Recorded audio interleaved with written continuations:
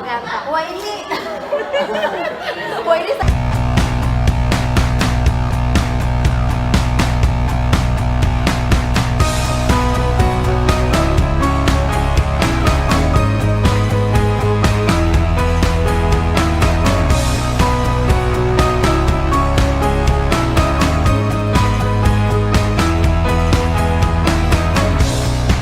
Halo, welcome back to our podcast ya.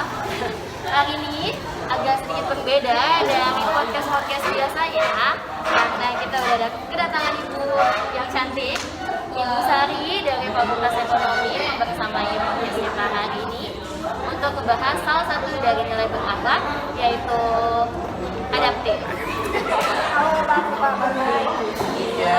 Ibu Sari, gimana nih perasaannya ada di tengah bapak-bapak ganteng? Wah ini saya rasanya gimana ya? Kolaboratifnya dapat ya. Iya, kita kan Sari diundang ke sini tuh kayak wow.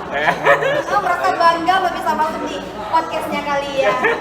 ya kita kan ASN berakhlak ya, harus kolaboratif dong Bu. Oke. Berdasarkan surat edaran Menpan RB tahun 2021 nomor 20, salah satu dari nilai berakhlak yaitu adaptif. Adaptif diantaranya cepat menyesuaikan diri dengan perubahan, terus berinovasi dan mengembangkan kreativitas dan bertindak proaktif. Nah, untuk memulai diskusi hari kita mau dengar dulu nih pendapat dari Pak Budi ya tentang apa sih sebenarnya perubahan dan perubahan apa sih yang kita hadapi sebagai dosen ya Pak di unit kerja kita. Baik, terima kasih Bu Ita. Berkaitan dengan kolaborasi. Ya. Adaptif. Kenapa tidak? Nah, adaptif ini menjadi satu hal yang penting.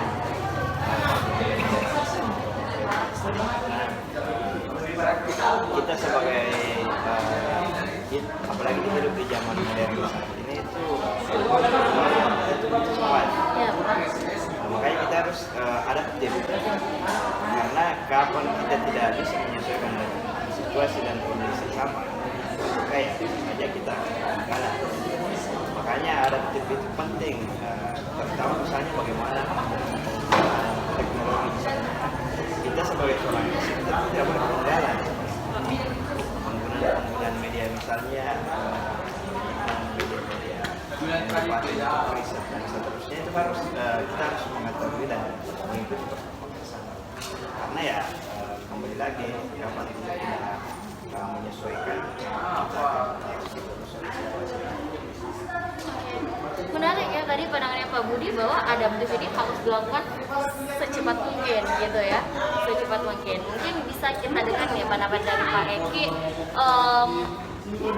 Apa sih bentuk-bentuk adaptasi yang udah dilakukan Pak Eki gitu, atau yang akan dilakukan Pak Eki dalam di unit kerjanya gitu dalam melaksanakan tugas sehari-hari. Banyak kan tahun 2000. Boleh tuh sedikit. Boleh sedikit nggak Pak tuh tahun 2000? Iya. Nyanyi mungkin ya Pak Eki. Ya, nggak usah sampai nyanyi ya.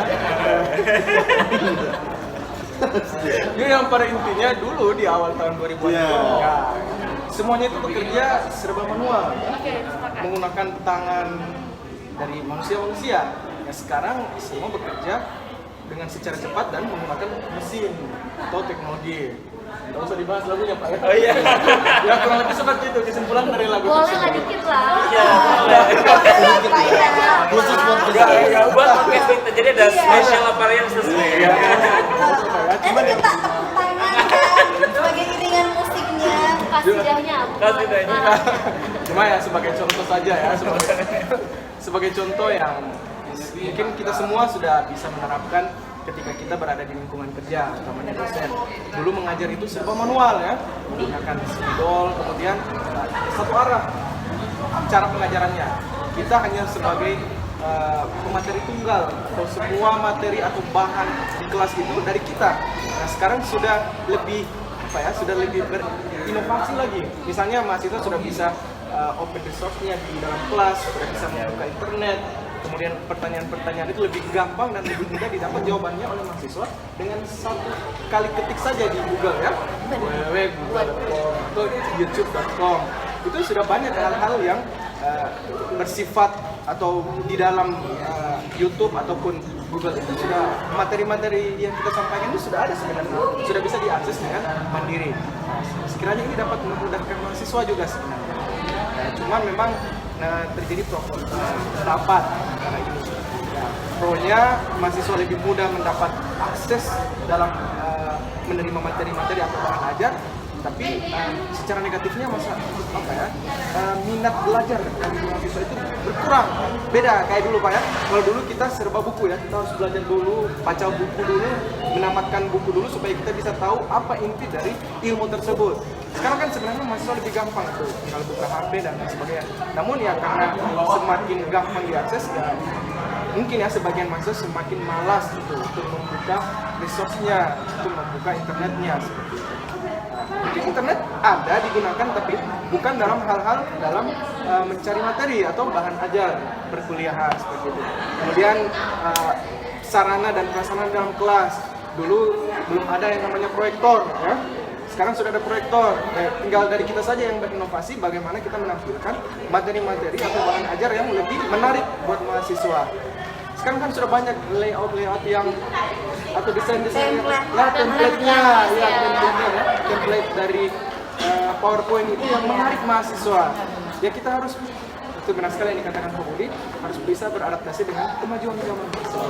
Itu ternyata kemajuan zaman itu bisa meringankan kita sebagai dosen dan juga mahasiswa. Oke, menarik sekali nih Pak Eki tadi udah ngasih. Tapi tak perlu menyanyi ya. Oke, sekarang kita mau dengerin pendapat dari Bu Sari nih ya, karena ini kita berbeda. Tamu ya, tamu spesial ya. Ini dari ekonomi juga Bu. Iya, Dan kita beda kan visi. juga gitu.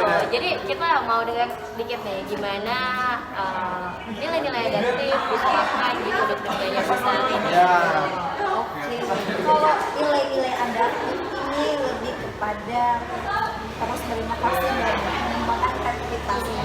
Kalau khusus di fakultas saya sendiri, fakultas ekonomi, dosen-dosen alhamdulillah itu sudah kreatif Pak. Dalam media pembelajarannya saja itu mereka sudah punya media pembelajaran yang beragam. Ada yang sudah melalui YouTube. Nah sekarang lagi dikembangkan media TikTok ini Pak. Jadi kita sudah bisa belajar menggunakan TikTok. Ya. Ini nggak perlu joget juga. Cuma dalam itu Cuman lebih begini-begini ya. enggak Pak. Itu lebih kepada meringkas suatu materi lebih padat lagi sehingga mahasiswa lebih tenang. Oh. Iya.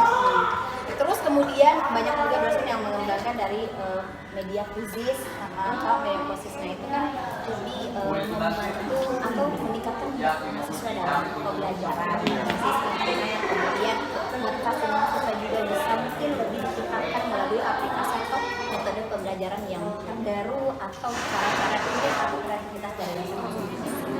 Jadi kita tidak belajar hanya sekedar menyampaikan apa yang kita ingin sampaikan. Terus pakai media misalnya kita tampilkan apa yang lagi tren pada saat itu. Misalnya ada video YouTube terkait dengan masalah ini kita tampilkan di tempat. Jadi bukan hanya PPT aja yang muncul. Menarik juga ya tadi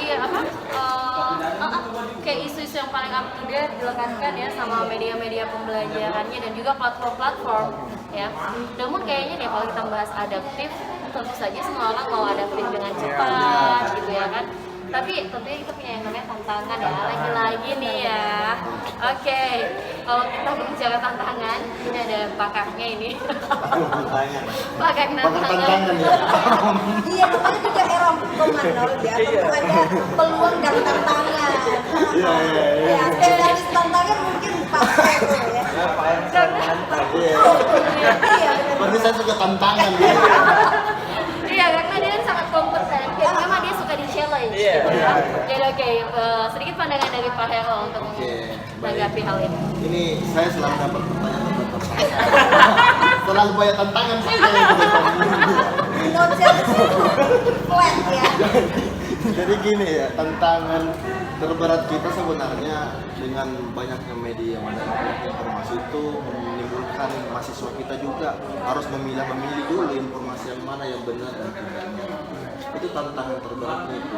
Walaupun sumber ilmu banyak, tetapi kita juga bisa sebagai dosen itu harus lebih menekankan atau lebih menekankan kepada dosen kita memilih informasi yang mana, materi mana.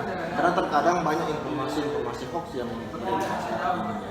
Jadi dengan kita ini sebagai dosen ya kita tantangannya harus menerapkan nilai-nilai ini anti hoax dan sebagainya di dalam ini. Karena iya betul. Nah dengan adaptif juga ini kan seperti yang dikatakan tadi Bu Sari itu kita bisa media pembelajaran itu ditambahkan di YouTube dan TikTok dan sebagainya. Nah, itu sebenarnya sangat menarik di hal itu. Dan tantangannya ya terberatnya itu awalnya kan dulu kita bisa hanya membaca buku, tapi bagaimana mahasiswa bisa memahami intinya sebenarnya, bukan cuma melihat cuplikannya, tetapi bagaimana dia bisa memahami inti materi dari tersebut. Mungkin itu. Menarik ya tantangannya tadi bahwa kemudahan akses dan informasi itu justru menjadi tantangan juga di satu sisi ya. Nah ini kita pengen dengar dari pendapat Mas Omi nih ya. Ini pakarnya Ini pakar berakhlak. Kita pengen dengar nih pendapat dari Pak Somi karena tadi udah ada dari pendapat dosen-dosen bahwa kita harus adaptif, dosen juga udah adaptif, mahasiswa juga udah adaptif, terus tadi tantangannya udah ada. Nah ini dari pendapat Pak Somi gimana nih biar institusi supaya praktisi gimana nih kita mendorong bela negara banget gitu.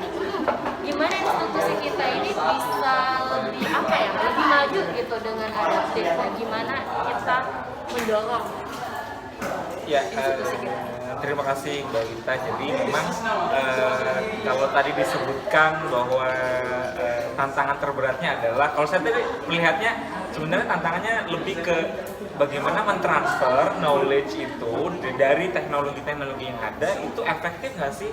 Mahasiswa jadi meng-catch up nggak sih materinya? Jangan-jangan semakin tinggi teknologinya mahasiswa cuma main-main aja tapi materinya nggak dapat, minat bacanya. Itu Mereka ngaksesnya sih cepat bisa ya, tapi menyerap kontennya bisa nggak gitu? Jangan-jangan teknologinya sudah maju 4.0 atau 5.0 tapi kemampuan mahasiswanya justru masih 2.0 atau memahami ya. Iya, tidak bisa memahami. Itu kan salah satu Kualitasnya ya, kualitasnya. Itu kan salah satu tantangan yang besar di Nah, dosen juga kan ada teorinya tuh teknologi acceptance model tuh. Jadi model mengadaptasi suatu teknologi. Kita beruntung sih kalau dosen-dosen sekarang sepertinya mampu mengadaptasi dengan cepat. Tapi ada juga kadang-kadang dosen yang tidak bisa misalnya menggunakan Mendeley nggak bisa. Kemudian melakukan pencarian di internet ya berbasis database yang kompleks itu belum bisa. Nah mungkin ya itu bagaimana dosen diberikan semacam capacity building agar bisa meng-catch up perkembangan teknologi yang cepat sehingga dosen pun bisa adaptif gitu loh dengan perkembangan teknologi yang ada. Sepakat. Oke, makasih ya Bapak Ibu atas pandangannya. Sedikit saya simpulkan ya bahwa perubahan-perubahan yang terjadi di sekitar ini memang harus kita adaptasi dengan cepat gitu. Tadi dari kemampuan dosen, mahasiswa, namun di satu sisi lain kita harus memastikan bahwa adaptasi kita itu berkualitas atau enggak gitu ya, atau tepat sasaran atau enggak hanya mengadaptasi tetapi dia tepat sasaran dan tetap sesuai dengan visi misi, goals atau learning objektif kita di kelas. Oke, itu aja mungkin podcast kita hari ini. Terima kasih udah menyaksikan. Sampai jumpa di podcast berikutnya. Bye. Dadah. Makasih Pak. Makasih Bu Sari udah datang.